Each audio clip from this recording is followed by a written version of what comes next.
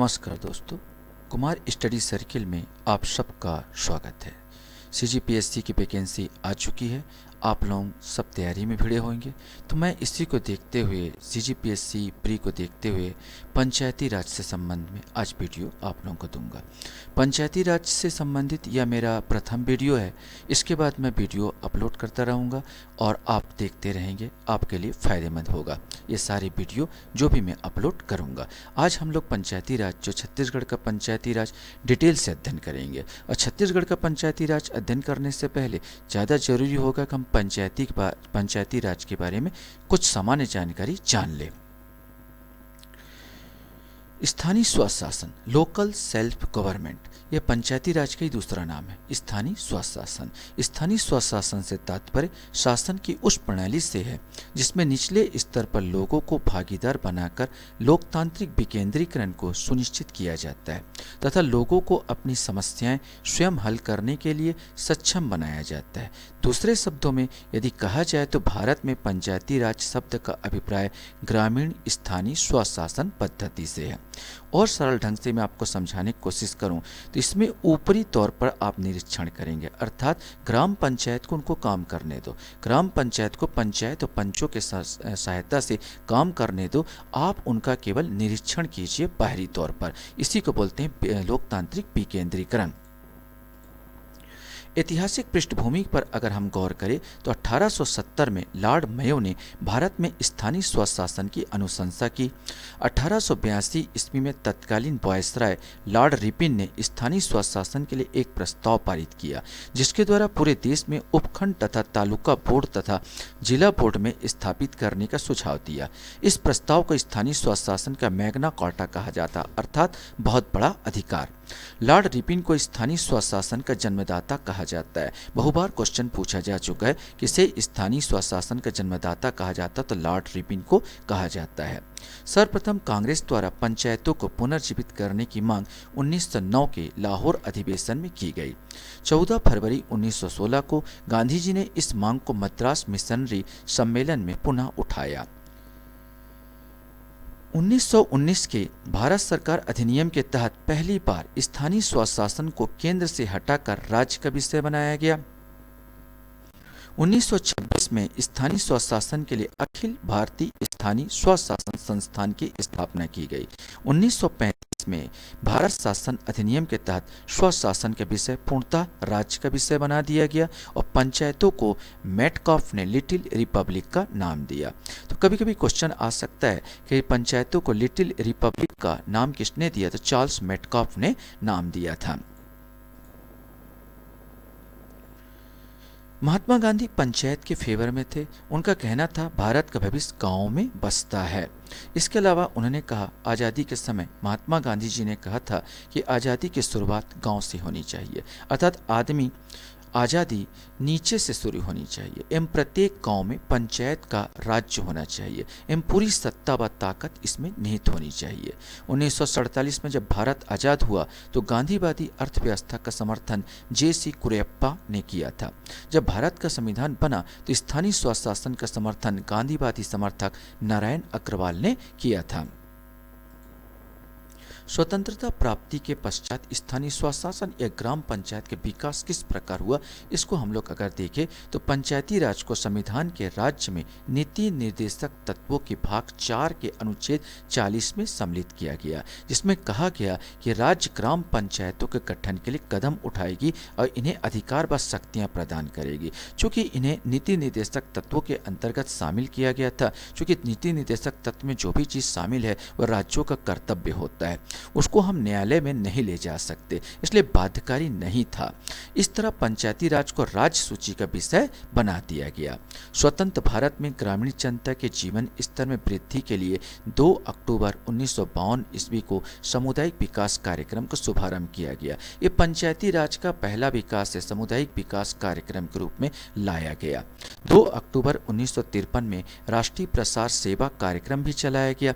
उक्त कार्यक्रम को अमेरिका के फोर्ड फाउंडेशन के द्वारा सहयोग दिया गया था। क्वेश्चन पूछ सकता है कि जब राष्ट्रीय विकास परिषद का सामुदायिक विकास कार्यक्रम को किसने सहायता दी? तो फोर्ड फाउंडेशन के द्वारा सहायता दी गई थी। उक्त दोनों कार्यक्रम अपने लक्ष्य को पाने में असफल रहे। कारण इसका ये रहा कि जो कार्यक्रम बनाए जाते थे ऊपरी लेवल पर कार्यक्रम बनाए जाते थे, ग्रामीण लेवल पर कार्यक्रम नहीं बन रहा था। अंततः ये हुआ कि ग्रामवासी ये ऊपर जो कलेक्टर थे या ब्यूरोक्रेट्स थे उनसे जुड़ नहीं पाए, उनमें मैतक नहीं हो पाया, और ऊपर से कर्मचारियों में भ्रष्टाचार पनपता गया। अंततः ये जो कार्यक्रम था ये फेल हो गया। सामुदायिक विकास कार्यक्रम के बेहतर क्रियान्वयन के लिए बलवंत राय मेहता समिति का गठन किया गया था। तो पंचायती राज के गठन से संबंधित कुछ समितियों को हम लोग गौर कर ली या देखें तो बलवंत राय मेहता समिति 1957 में आया। इसका उद्देश्य था ग्रामों उद्धार समिति व लोकतांत्रिक विकेंद्रीकरण। इसने जो सुझाव दिए त्रिस्तरीय पंचायती राज की सिफारिश की। जिला स्तर पर जिला परिषद, खंड स्तर पर पंचायत समिति और ग्राम स्तर पर ग्राम पंचायत। इनका कहना था कि खंड स्तर पर इस पंचायत समिति को क्रियान्वयन किया जाए, माने ये पूरा जिम्मेदारी क्रियान्वयन की जिम्मेदारी खंड स्तर पर पंचायत समिति को दीजिए।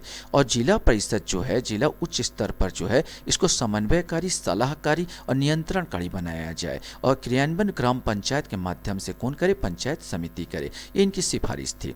इनकी सिफारिशों को राष्ट्रीय विकास परिषद द्वारा अपना लिया गया, परंतु बाध्यकारी नहीं बनाया गया। इसलिए मणिपुर में द्विस्तरीय पंचायत एवं पश्चिम बंगाल में चतुर्स्तरीय पंचायत लागू है। याद रखना, पश्चिम बंगाल में चतुर्स्तरीय कभी कभी पूछा जाता है।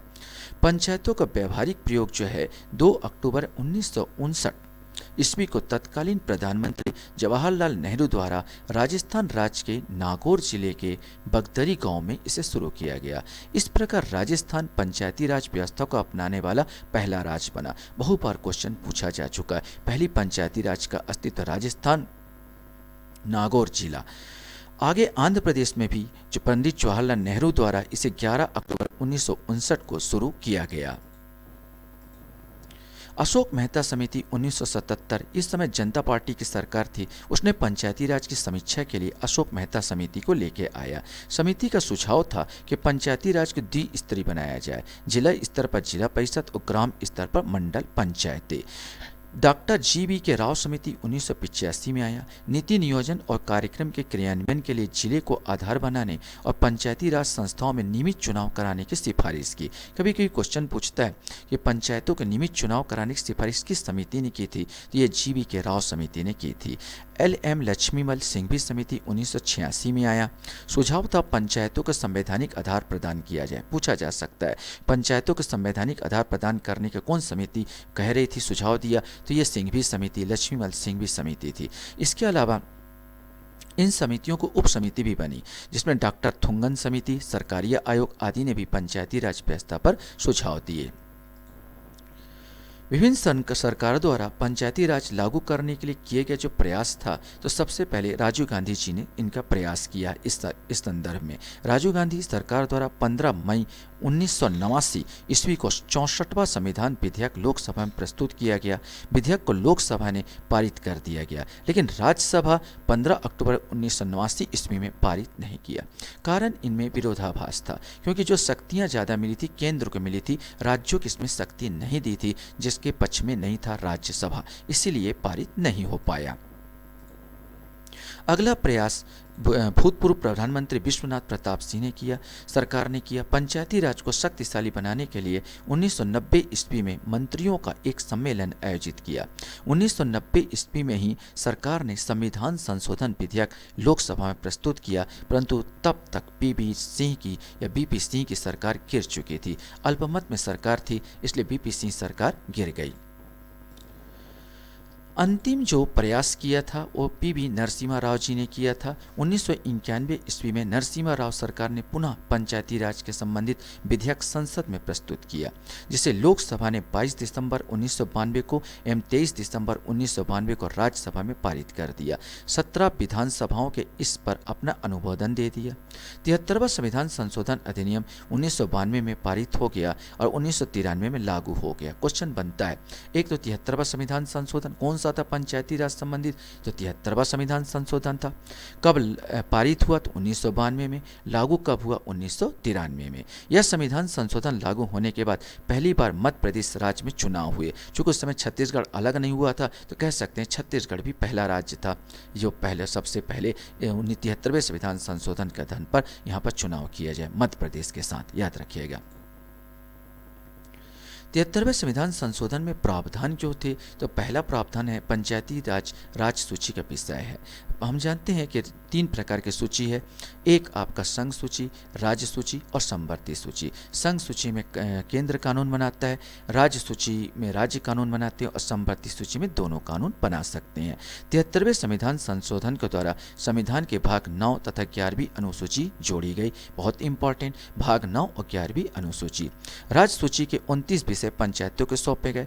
3 स्तरीय पंचायती राज की स्थापना बलवंत राय मेहता की सिफारिश पर, ग्राम स्तर, खंड स्तर एवं जिला स्तर।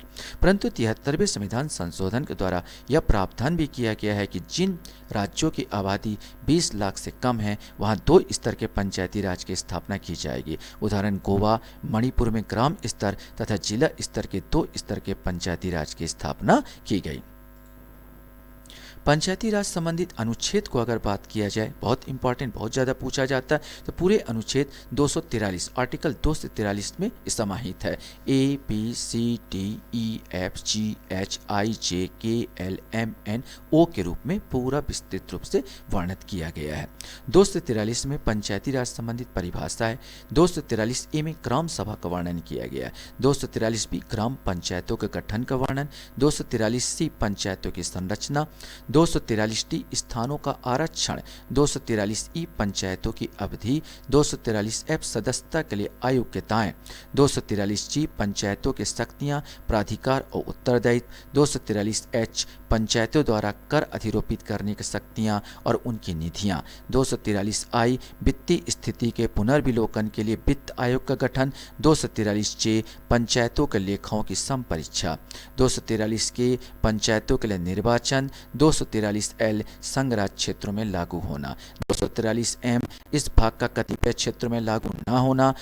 243N विद्यमान विधियों और पंचायतों को बनाए रहना। 243O निर्वाचन संबंधी मामलों में न्यायालय का हस्तक्षेप का वर्जन, अर्थात इसको लेके आप न्यायालय नहीं जा सकते। जो भी निपटारा होगा वो कलेक्टर के थ्रू निपटारा किया जाता है अगर निर्वाचन संबंधी विवाद हो तो। हम डिटेल में इसके बारे में जानकारी लेंगे, पढ़ेंगे। अधिकांश आजकल प्रतियोगिता परीक्षा में इससे संबंधित क्वेश्चन पूछ लेते हैं, जैसे सदस्यता के लिए अयोग्यता किस अधिनियम में है, पंचायतों के लिए निर्वाचन का प्रावधान किस अधिनियम में है, आदि आदि आदि। सबसे इम्पोर्टेंट है आप सबको इन सब को याद करना। तो आप बोलोगे सर हम कैसे याद करें, इतने सारे अधिनियम को कैसे याद करिए। चलिए मैं आपको कुछ ट्रिक दे रहा हूँ, ट्रिक के माध्यम से याद करने की हम लोग कोशिश करते हैं। तो हमारा जो ट्रिक होगा, चूँकि 243 2 3 4 ये 2 3 4 ये परिभाषा होगा, ये तो आपको याद हो जाएगा। 243A से होता है असेंबली, असेंबली माने सभा, तो अपने आप हो गया ग्राम सभा। 243 में आएगा बी, 243B माने बिल्ड, बिल्ड माने क्या होना, गठन करना, तो ग्राम पंचायत गठन हो गया। 243C कॉन्स्ट्रक्शंस, कॉन्स्ट्रक्शन माने होता निर्माण या संरचना, स्ट्रक्चर है यद्यपि संरचना, लेकिन हम सी से कॉन्स्ट्रक्शन, जिसका पर्यायवाची हो सकता संरचना का निर्माण, तो पंचायतों की संरचना हो जाएगा। 243D हम डायरेक्शन से याद करें, किसमें, रिजर्वेशन ऑफ सीट, मेरे को डायरेक्शन डायरेक्ट करना, मेरे को ये सीट चाहिए माने आरक्षण, रिजर्वेशन ऑफ सीट, इस प्रकार का डायरेक्शन, तो स्थानों का आरक्षण बन जाएगा।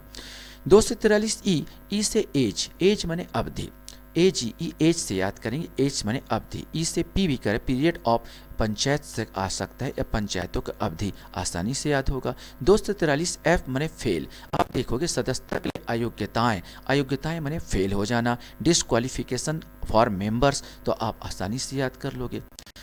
243G की बात किया जाए तो हम ऐसे याद करें कि जब पंचायत का जो चुनाव होता है तो पंचायत की शक्ति प्राप्त करने के लिए ये जो नेतागण होते हैं, पंचायत के सरपंच हो या पंच हो, हमारे सामने जी हजूरी करते हैं। बाद में तो हमको इनकी जी हजूरी करनी पड़ती है। तो 243 में जी हजूरी करना, पंचायतों की शक्तियाँ, प्राधिकार और उत्तरदायित्व, ये आप आ जाएगा।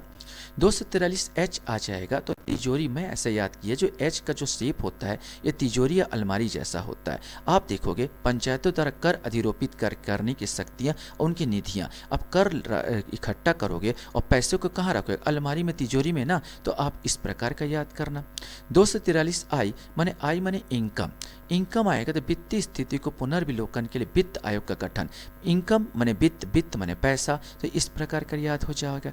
243 जे का आएगा जजमेंट, पंचायतों लेखाओं का संपरीक्षा करना माने जज करना है, इसका आसानी से याद होगा। 243 के पंचायतों के लिए निर्वाचन, अब इसको ऐसे याद करना भाई, किसके लिए निर्वाचन, पंचायतों के, यहाँ पर के लिए निर्वाचन, निर्वाचन या चुनाव। 243 एल लंगड़ा राज्य करके याद कर लेना, जो भी संघ शासित क्षेत्र होते हैं ना वो बोला जाए तो केंद्र से शासित होते हैं, अर्थात कुल मिलाकर लंगड़े हैं, तो एल भी लंगड़ा टाइप बना तो लंगड़ा राज संघ राज क्षेत्र में लागू होना। 243 एम माने एम मना करना, आप देखो यहाँ पर इस भाग का कतिपय क्षेत्र में लागू ना होना, लागू ना होना मतलब मना कर देना, यहाँ पर लागू नहीं होगा तो एम से आ जाएगा। 243 एन बना रहना, अब बना रहना आ जाएगा, विद्यमान विधियों और पंचायतों को बना रहना, तो बना ना यहाँ पर ना पर जोड़ जा रहा तो एन आ जाएगा 243 एन। अब 243 ओ की बात किया जाए तो ऑब्जेक्शन से याद करना, तो निर्वाचन संबंधी मामलों में न्यायालय का हस्तक्षेप का क्या किया गया, वर्जन किया गया। आशा करता हूँ ये आसानी से आपको याद हो गया होगा या याद हो जाएगा। अगला वीडियो मैं जल्द ही आपको डालूंगा। आप लोग मेरे वीडियो को देखते हो, वॉच करते हो, इसके लिए धन्यवाद। Thank you very much.